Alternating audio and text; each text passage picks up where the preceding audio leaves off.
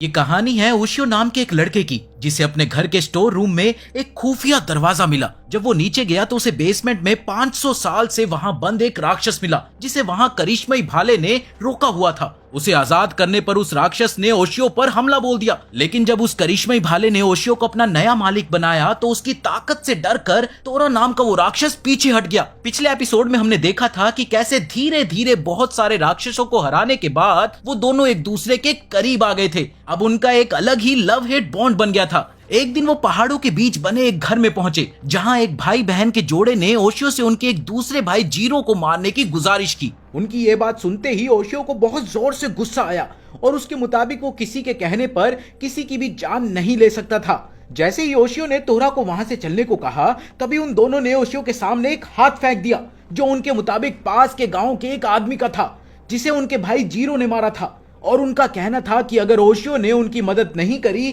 तो उनका भाई ऐसे ही लोगों को मारता रहेगा। इसके बाद वो लड़की तोहरा को बाहर ले गई और इधर उसके भाई ने ओशियो को पूरी बात बताना शुरू किया। उसके मुताबिक उनके पूर्वज पिछले कई सौ सालों से जंगलों के बीच में रहते थे और उनमें से किसी के मन में इंसानों को लेकर कोई नफरत नहीं थी, पर हाल ही में इंसानों ने उनके जंगलों पर कब्जा करना शुरू कर दिया था। इसलिए वो लोग एक खास तरीके का इस्तेमाल करते थे, जिसमें वो 3 लोगों के ग्रुप में रहते थे और जब भी इंसान उनके इलाके में आते थे तो उनमें से एक उसका ध्यान भटकाता था और फिर दूसरा जाकर उस इंसान के शरीर पर एक खरोच मारता था और साथ ही तीसरा आदमी अपनी शक्ति से उस चोट को ठीक कर देता था। ये सब कुछ इतनी तेजी से होता था कि इंसानों को कुछ भी समझ में नहीं आता था, पर वो सब इससे डर कर वहां से दूर भाग जाते थे। साथ ही उनकी बिरादरी का कानून था कि वो कभी भी किसी इंसान को बिना वजह नहीं मारेगा, पर हाल ही में जीरो ने उस कानून को तोड़ते हुए आसपास के सभी इंसानों को मारना शुरू कर दिया था।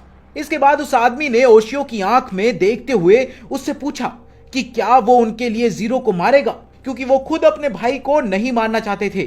तभी ओशियो के कान में एक अजीब सी आवाज गूंजने लगी और साथ ही उसका भाला भी जोर जोर से हिलने लग गया और कुछ ही सेकंड बाद उस कमरे का दरवाजा तोड़ते हुए जीरो भी वहां पहुंच गया, जो अपने भाई को अलविदा कहने के लिए आया था, क्योंकि अब वो अपने हिसाब से जिंदगी जीना चाहता था और अब उसका मकसद ज्यादा से ज्यादा इंसानों को मारना था। उसके भाई ने उसे समझाने की बहुत कोशिश करी, पर जीरो के मुताबिक इस जंग की शुरुआत इंसानों ने करी थी, क्योंकि वही लोग बार बार उनके इलाके में आकर उन्हें वहां से भगा देते थे। पर अब जीरो ये बदलना चाहता था, इसलिए वो इंसानों के मन में इतना डर भरना चाहता था कि वो आगे से कभी अपने इलाके को बढ़ाने का सोच भी ना सके। इसके बाद उसने अपना रूप बदलकर यह वादा किया कि वो कभी वापस अपने इंसानी रूप में नहीं जाएगा।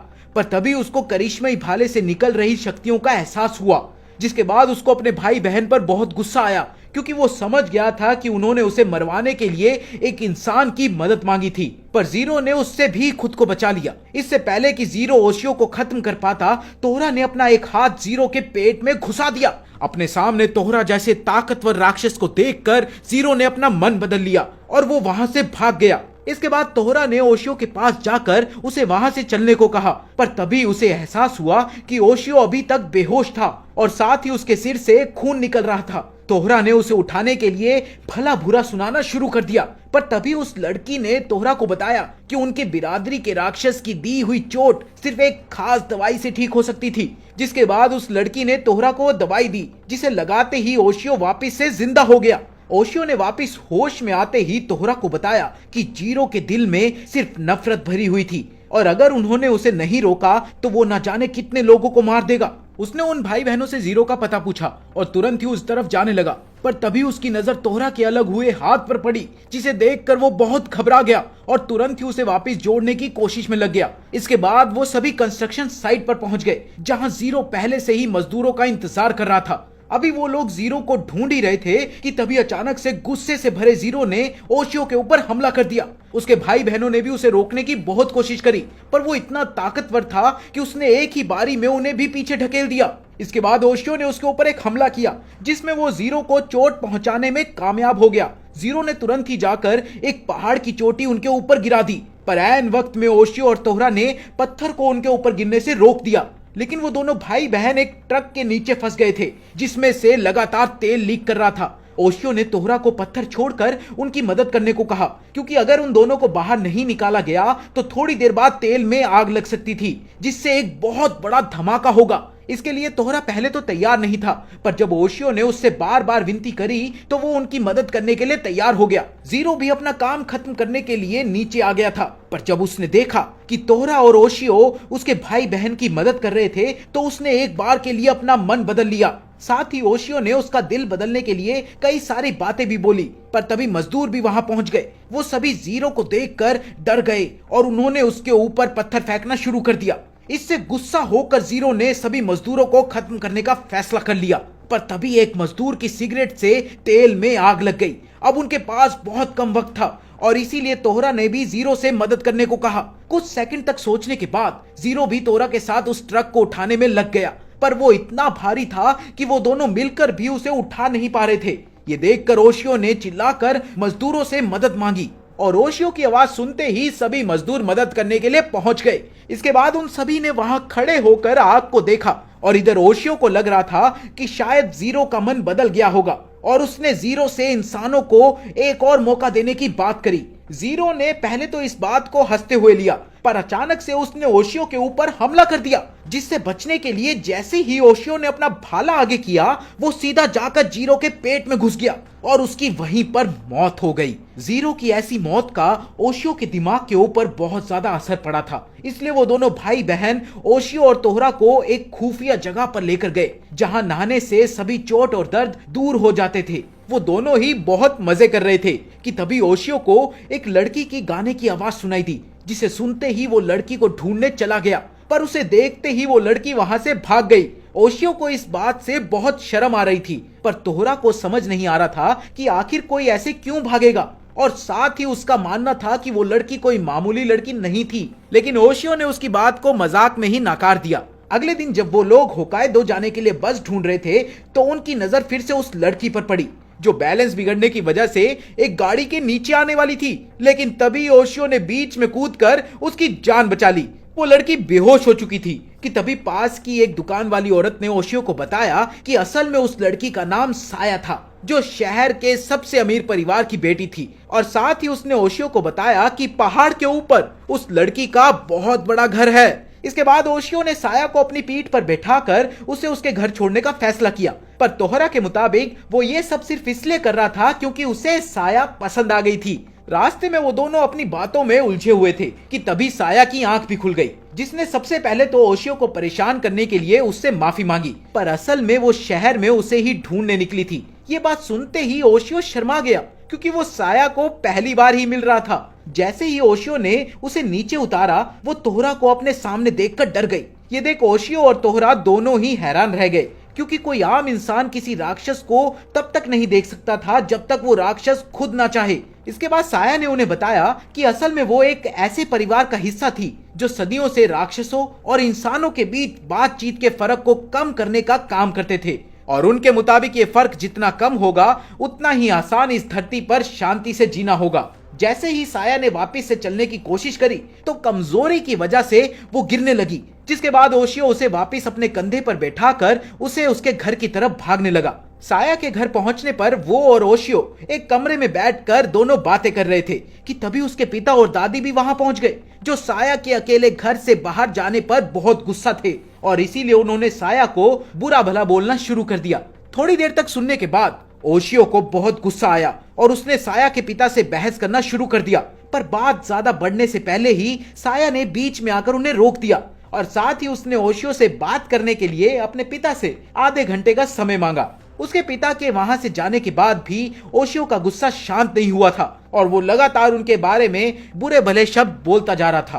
तभी साया ने उसे शांत कराकर उसे वहां बुलाने की असल वजह बताना शुरू करी। असल में कई 100 साल पहले साया के एक पूर्वज ने एक देवी को कैद कर लिया था। माना जाता था कि जिस भी इंसान के पास उस देवी का आशीर्वाद होगा वो हमेशा अमीर ही रहेगा, इसलिए उसके पूर्वजों ने उस देवी को जाफू की मदद से कैद कर लिया था। साथ ही उसने बताया कि उसकी माँ एक ऐसे परिवार से थी जहां सभी लड़कियां काफी सारी बीमारियों के साथ पैदा होती थी, और जब साया पैदा हुई थी तो उसकी माँ ने उसे बताया था कि उसे हमेशा उस देवी से बात करते रहना पड़ेगा ताकि उस पर बीमारियों का ज्यादा असर ना हो। इसके बाद वो उन्हें एक कमरे में लेकर गई जहां उस देवी को जादुई मंत्र की मदद से कैद किया हुआ था। साया जाकर उस देवी के साथ बैठ गई, जिसने ओशियो को देखते ही साया से सवाल किया कि क्या वो वही लड़का है जिसके पास करिश्मई भाला है।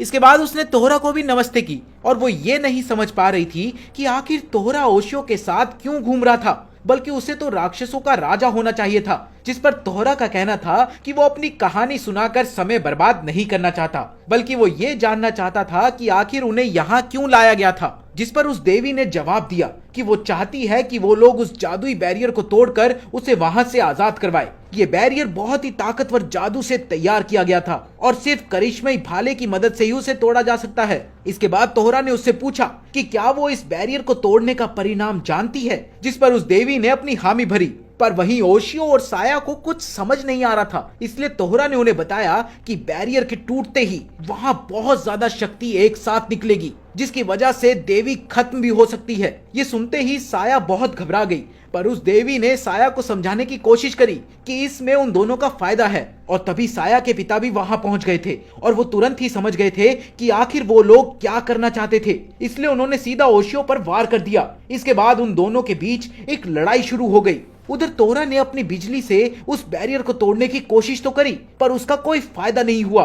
उस देवी ने एक बार फिर ओशियो से उस बैरियर को तोड़ने की प्रार्थना करी, जिसके बाद ओशियो तुरंत ही साया के पिता को धक्का देकर बैरियर को तोड़ने पहुंच गया। पर ऐन वक्त पर साया उसके सामने आकर खड़ी हो गई और उसके मुताबिक वो ओशियो को ऐसा नहीं करने दे सकती थी। तभी उस घर के बॉडीगार्ड्स भी वहां पहुंच गए और उन्होंने ओशियो को पकड़ लिया। पर जैसे ही एक बॉडीगार्ड ने उसे मारने के लिए अपनी तलवार उठाई तो तोहरा ने बीच में आकर उसकी तलवार के 2 टुकड़े कर दिए। इसके बाद तोहरा अपने आसपास एक बिजली की परत बनाकर उस बैरियर में घुसा और फिर उसने ओशियो से बैरियर को तोड़ने को कहा ताकि वो उस देवी को बचा सके। पर ओशियो के मुताबिक ये फैसला लेने का हक सिर्फ साया के पास था और वहीं दूसरी तरफ साया को समझ नहीं आ रहा था कि आखिर वो करे तो करे क्या।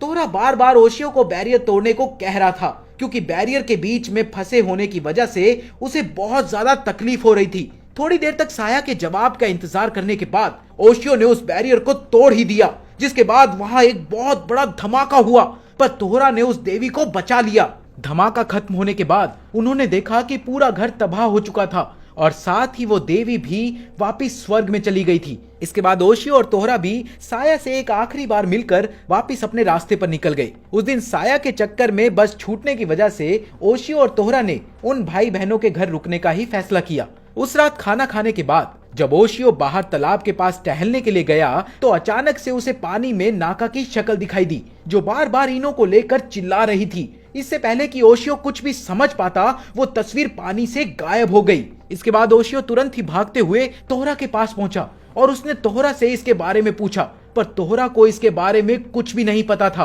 पर तभी उन भाई बहनों ने उन्हें बताया कि वो एक मिरर डायमंड को जानते थे और वो उन्हें उसके पास भी ले जा सकते हैं।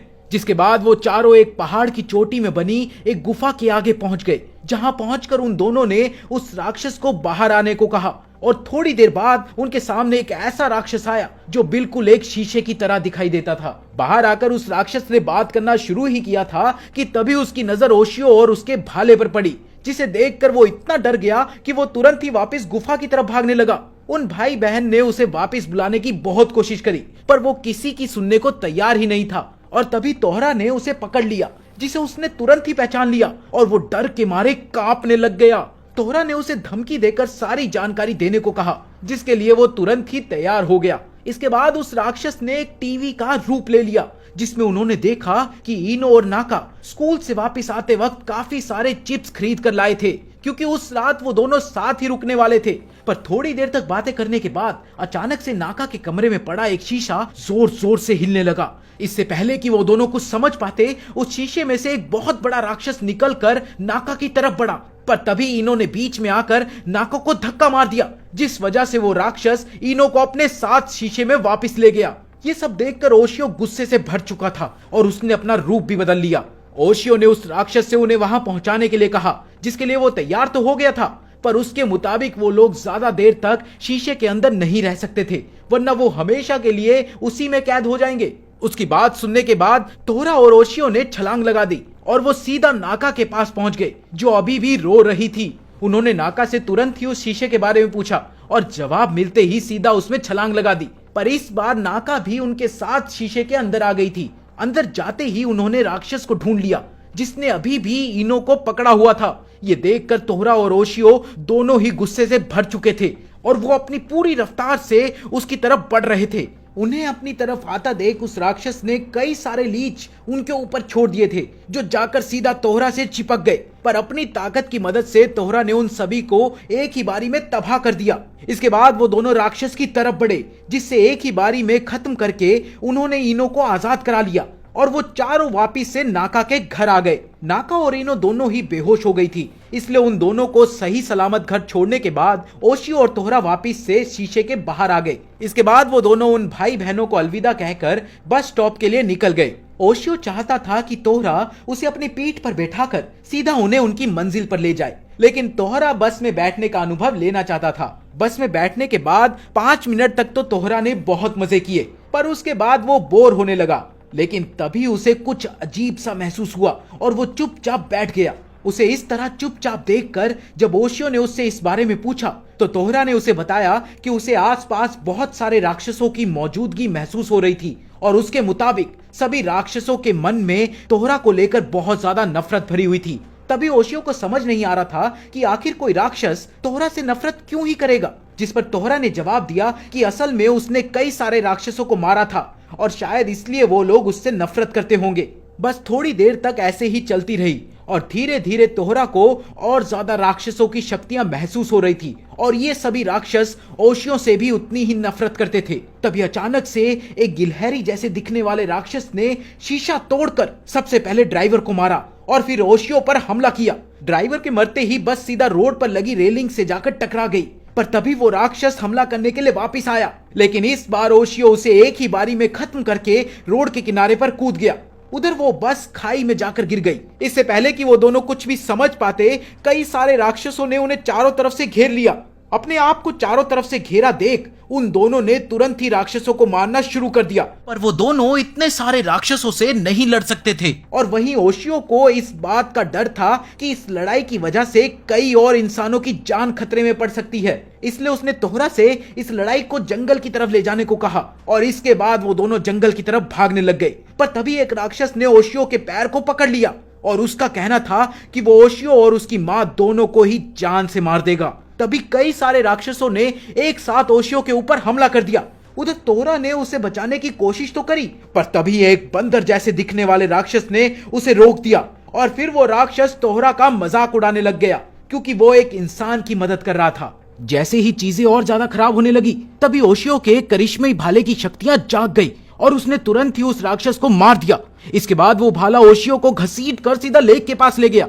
इससे पहले कि ओशियो कुछ भी समझ पाता, उसके कान में एक बहुत ही कमजोर सी आवाज पड़ी जो उससे अपनी जान की भीख मांग रही थी। ये सुनते ही ओशियो ने फिर से अपना भाला ऊपर कर उस राक्षस को सामने आने को कहा, जिसके बाद कापा नाम का एक राक्षस पानी से बाहर आया जो इंसानों पर करे हुए अपने प्रैंक्स के लिए जाना जाता था। इसके बाद कापा ने ओशियो की चोट पर दवाई लगाना शुरू कर दिया और तभी ओशियो ने उस पर हुए हमले की वजह पूछी कि भाई क्या हुआ है। कापा को यह जानकर बहुत हैरानी हुई कि ओशियो को इस हमले की वजह ही नहीं पता थी। इसके बाद उसने ओशियो को बताया कि यह सब उसकी मां की वजह से हो रहा था, क्योंकि एक वक्त पर ओशियो की मां ने राक्षसों के सबसे बड़े दुश्मनों की मदद करी थी। असल में कई साल पहले चाइना से एक लड़की जापान में आई थी, पर वो कोई मामूली लड़की नहीं थी। असल में वो एक हैकुमैन नाम की एक राक्षस थी जो इतनी ज्यादा ताकतवर थी कि कोई भी उसे हरा नहीं सकता था। हैकुमैन का मानना था कि ये सभी राक्षस उससे कमजोर थे और उन्हें जीने का कोई अधिकार नहीं था, इसलिए उसने राक्षसों को मारना शुरू कर दिया और इसी से परेशान होकर सभी राक्षसों ने एक साथ मिलकर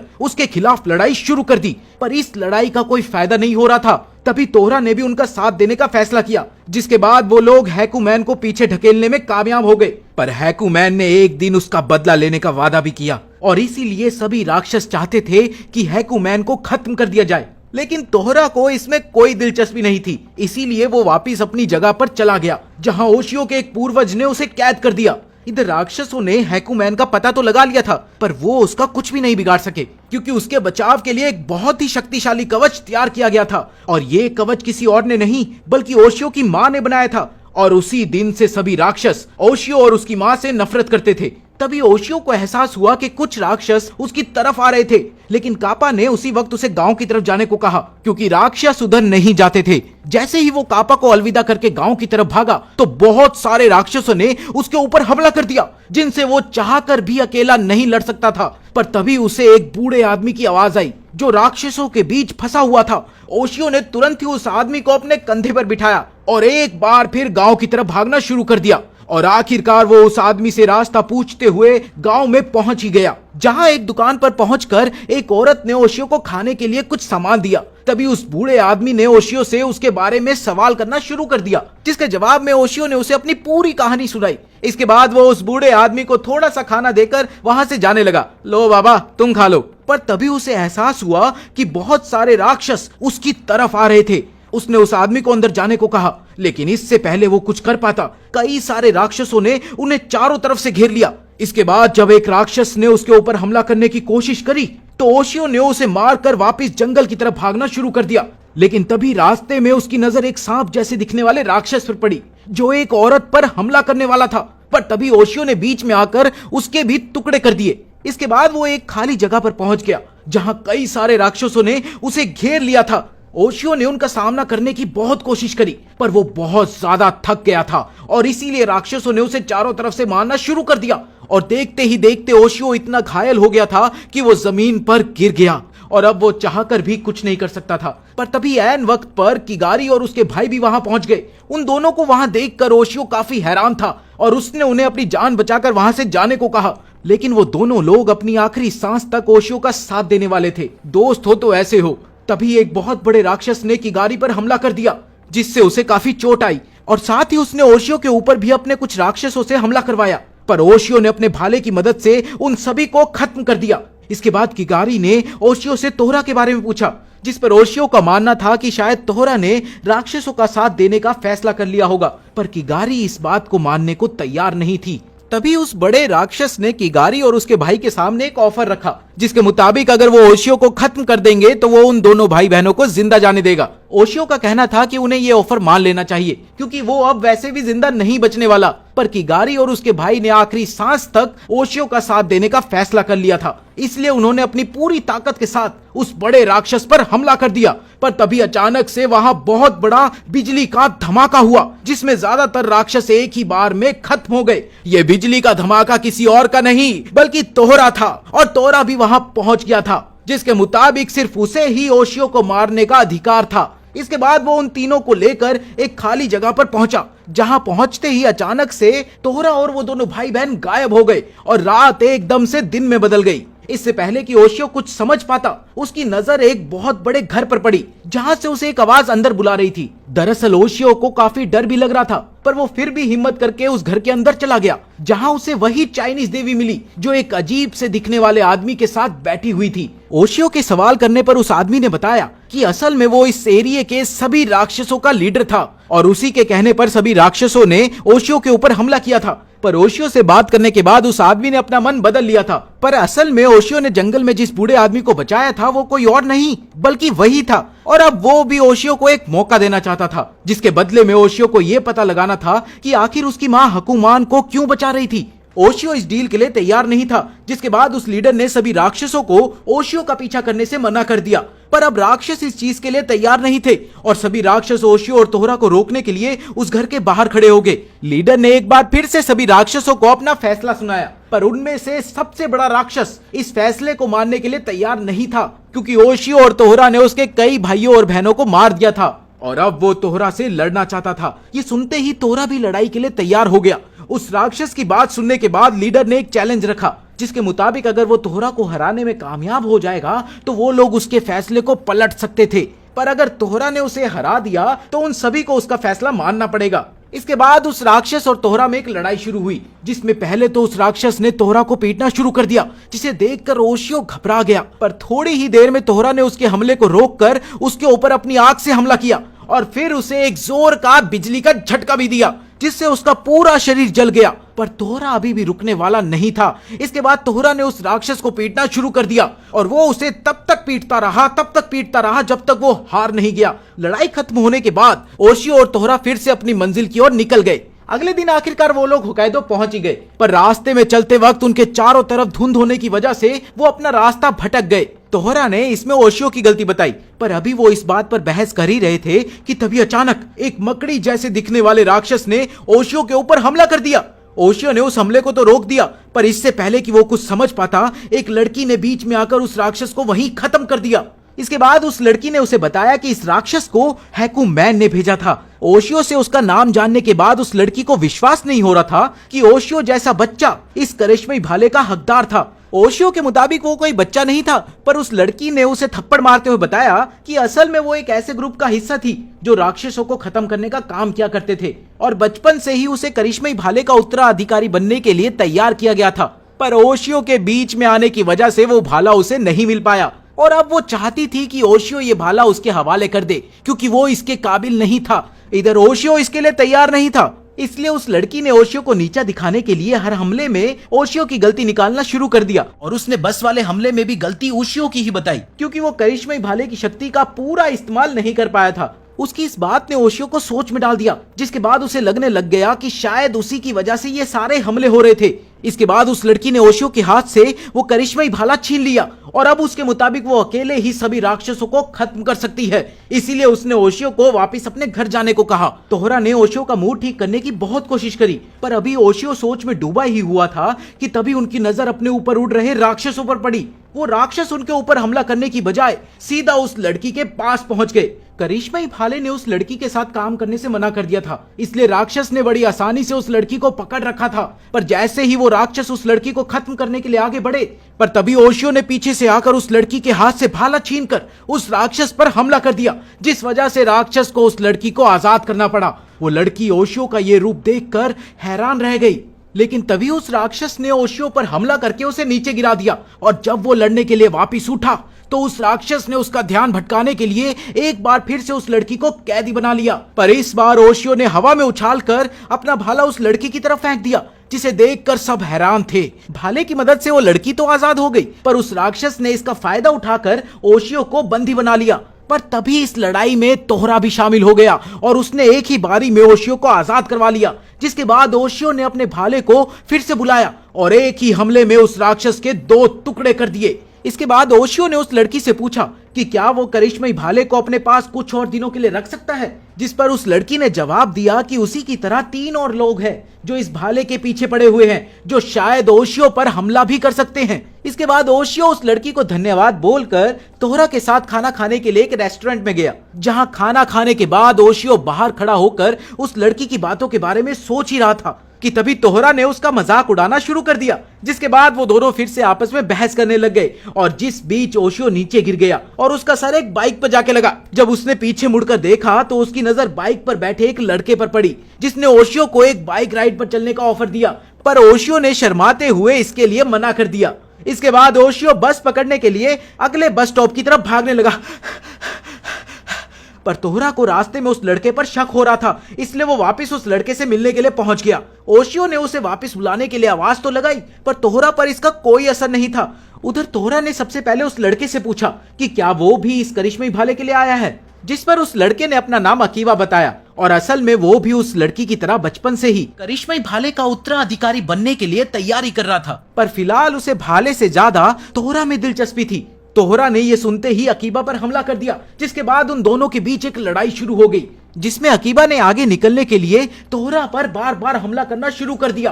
पर तभी तोहरा ने उसके ऊपर बिजली से हमला करने की कोशिश करी, लेकिन अकीबा के पास एक खास मेटल का स्टाफ था जो पूरी बिजली को एब्सॉर्ब करके वापस फेंक सकता था। इसके बाद अकीबा ने तोहरा पर हमला करके उसे दीवार के साथ बांध दिया, जिससे निकलने की तोहरा ने बहुत कोशिश करी, पर अकीबा के मुताबिक वो इससे बाहर नहीं निकल सकता था, क्योंकि उस स्टाफ में राक्षसों को काबू करने की खास शक्तियां मौजूद थी। इसके बाद अकीबा ने तोहरा से पूछा कि आखिर वो ओशियो का साथ क्यों दे रहा था, बल्कि राक्षस होने की वजह से उसे तो इंसानों को मारना चाहिए, पर ओशियो का साथ देकर वो इंसानों की मदद क्यों कर रहा है। जिस पर तोहरा ने जवाब दिया कि वो सिर्फ ओशियो का साथ दे रहा था, क्योंकि जब भी वो ओशियो के साथ होता है तो उसे अच्छा महसूस होता है। इसके बाद तोहरा ने खुद को आजाद करवाने की कोशिश करी, पर तभी अकीबा ने उसके हमले को रोककर वापस उसे बांध दिया। तभी तोहरा ने अपने हाथ और पैर अलग करके खुद को आजाद करवा लिया और एक बार फिर अकीबा पर हमला करने की कोशिश करी। अकीबा ने खुद को बचाने के लिए पीछे की तरफ छलांग लगा दी, पर तभी तोहरा ने एक मकड़ी की तरह उसकी तरफ भागना शुरू कर दिया और फिर उसने एक ही हमले से अकीबा को हरा दिया। इसके बाद तोहरा ने वापस से अपने हाथ पैर जोड़ लिए और फिर उसने अकीबा को ओशियो और उससे दूर रहने को कहा। उधर ओशियो एक ऐसी बस में बैठा हुआ था जिसे राक्षसों ने काबू में कर लिया था। इसका एहसास होते ही ओशियो ड्राइवर के पास पहुंचा, जिसे पहले से ही राक्षसों ने पकड़ा हुआ था। ये देखते ही ओशियो ने तुरंत ही ड्राइवर को उन राक्षसों की कैद से आजाद करवाया, पर इस वजह से अब बस पूरी तरह से राक्षसों के काबू में आ गई थी। जिसके बाद उन्होंने बस की रफ्तार को बढ़ाकर सामने वाली गाड़ियों को टक्कर मारना शुरू कर दिया। अगर ओशियो चाहता तो वो बस की खिड़की तोड़कर बाहर कूद सकता था, पर वो बस में बैठे बाकी लोगों को इस हाल में छोड़कर नहीं जाना चाहता था। पर तभी उसे अकीबा की आवाज सुनाई दी, जो बिल्कुल बस के साथ साथ चल रहा था। जब ओशियो ने खिड़की से बाहर देखा तो उसकी नजर तोहरा पर पड़ी, जो अकीबा के साथ बस का पीछा कर रहा था। तोहरा ने ओशियो को बस से बाहर कूदने को कहा, पर ओशियो अब भी बाकी लोगों को छोड़कर भागने के लिए तैयार बिल्कुल नहीं था। इसलिए तोहरा और अकीबा ने एक प्लान बनाया, जिसके बाद उन्होंने ओशियो से सभी लोगों को बस के बीच में खड़ा करने को कहा। जैसे ही ओशियो ने सभी लोगों को बस के बीच में खड़ा होने को कहा, तभी उन राक्षसों ने ओशियो पर हमला करके उसे नीचे गिरा दिया, ताकि वो अपने भाले का इस्तेमाल ना कर सके। इसके बाद अकीबा ने बस के आगे और पीछे के हिस्से को अपनी स्टाफ की मदद से काट दिया, जिसके बाद तोहरा ने अपनी शक्तियों की मदद से ओशियो के अलावा सभी लोगों को बस से निकाल लिया। इसके बाद कुछ राक्षसों ने अकीबा पर भी हमला करने की कोशिश करी, पर उसने अपनी शक्ति से सभी लोगों को एक सुरक्षित कवच की मदद से नीचे उतार दिया। पर अभी भी बस तेज रफ्तार से रोड पर बैठे लोगों की तरफ बढ़ रही थी, जिसे देखकर अकीबा काफी डर रहा था। पर तोहरा को ओशियो के ऊपर पूरा भरोसा था और तभी ओशियो ने अपना रूप बदलकर अपने भाले की मदद से ऐन वक्त पर बस को रोक दिया। इसके बाद तोहरा ने ओशियो को अकीबा के बारे में बताया, जिसके बाद अकीबा ने उन्हें उनकी मंजिल तक छोड़ने का वादा किया। पर रास्ते में उनकी नजर कुछ बाइकर्स पर पड़ी, जो उनका पीछा कर रहे थे और जिस वजह से उन्हें अपनी बाइक भी रोकनी पड़ी। ओशियो को कुछ समझ नहीं आ रहा था, इसलिए उसने अकीबा से पूछा कि क्या वो उन लोगों को जानता है, जिस पर उसने जवाब दिया कि असल में ये सभी लोग भी इस करिश्मई भाले के उत्तराधिकारी बनना चाहते हैं, पर वो लोग इस परीक्षा में पास नहीं हो पाए। तभी उनमें से एक लड़की ने अपना हेलमेट उतार कर अपना नाम जून बताया और फिर उसने अकीबा को बताया कि उसका भाई अभी गायब था। ओशियो को उसकी बात समझ नहीं आ रही थी, इसलिए अकीबा ने उसे समझाया कि असल में जून के बड़े भाई का नाम सैतोरो था और वो भी उसी की तरह करिश्मई भाले का उत्तराधिकारी बनने की दौड़ में था और वो उन सब से कहीं ज्यादा ताकतवर है। जून के मुताबिक जब से उसके भाई ने भाले के बारे में खबर सुनी थी, तभी से वो अजीब सा बर्ताव कर रहा था और पिछले कुछ दिनों से वो भी पूरी तरह से गायब था। तभी तोहरा को एहसास हुआ कि बहुत ही ज्यादा ताकतवर इंसान उनकी तरफ तेजी से बढ़ रहा था और तभी अचानक से एक बैंगनी रंग के राक्षस ने ओशियो के ऊपर हमला कर दिया, जिसे उसने अपने भाले की मदद से रोक दिया। धूल के शांत होने के बाद उसके सामने एक आदमी आया, जिसने अपना नाम सैतोरो बताया और वो राक्षस उसी के काबू में था। इसके बाद सैतोरो ने एक बार फिर से ओशियो के ऊपर हमला किया, जिससे बचने के लिए ओशियो ने कोशिश तो करी, पर इस बार उस राक्षस ने ओशियो को पूरी तरह से जकड़ दिया।